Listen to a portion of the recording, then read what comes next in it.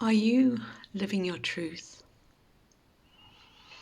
Or are you listening to what others are telling you to do or who to be? Are you scared to unbalance your life because you're scared to hurt others? So what I found is a lot of people, and I've done this before in the past, where you will be pretty silent in a lot of circumstances, and not because of fear, but because of self-doubt, and because you think you're going to be pulled down by others. You feel that you're going to be maybe laughed at, made fun of, or just pushed out of the scenario that you're in because you do not follow the sheep like everyone else.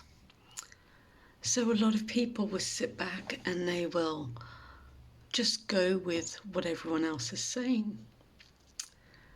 But as you gain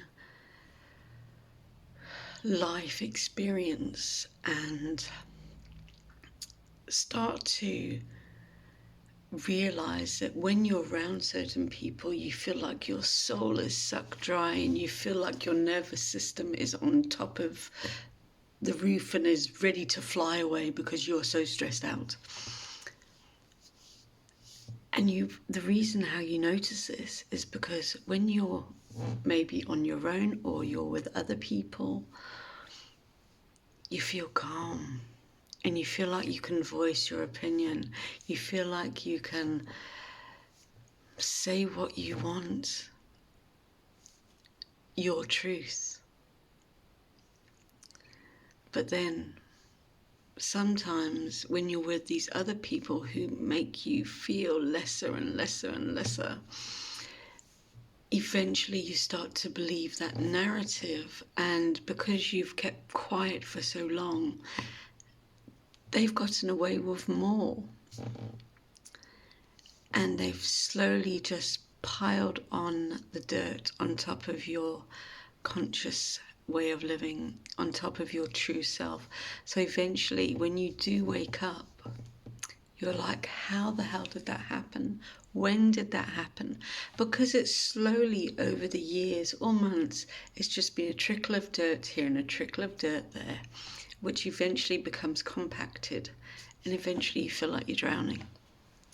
And when you step away from that, then you're like, wow, I didn't realize how much I was carrying and how much I was hiding of my true self. And the only reason you were most probably doing this is because you just couldn't be bothered with the grief or the aggro of this person's strong personality causing drama. And you're like, oh, I really just can't be bothered. So you keep quiet. And with your quietness, they think that you are being a follower and you're agreeing with them and you're thinking that they are the boss. And it happens to nearly every single person on this planet. But as we get older and as we start to recognize what we need ourselves, a lot of the time we can step away from that negative, toxic behavior and start to think about actually what makes me feel better, what makes me calmer, breathe better, laugh, or give ideas that might be silly, but you know what? The people that are surrounding you, that cheer you, will say, oh, that's an amazing idea, but what about if you tried this? So they're not pulling you down, they're just maybe giving you a better idea to add to your original seed. And that's a nice thing, that's a good thing, because they want to see you thrive, they don't want to see you fail. Now, when you have vampire soul suckers and negative forces of energy around you, you just shrink and you keep shrinking until you're this nothing.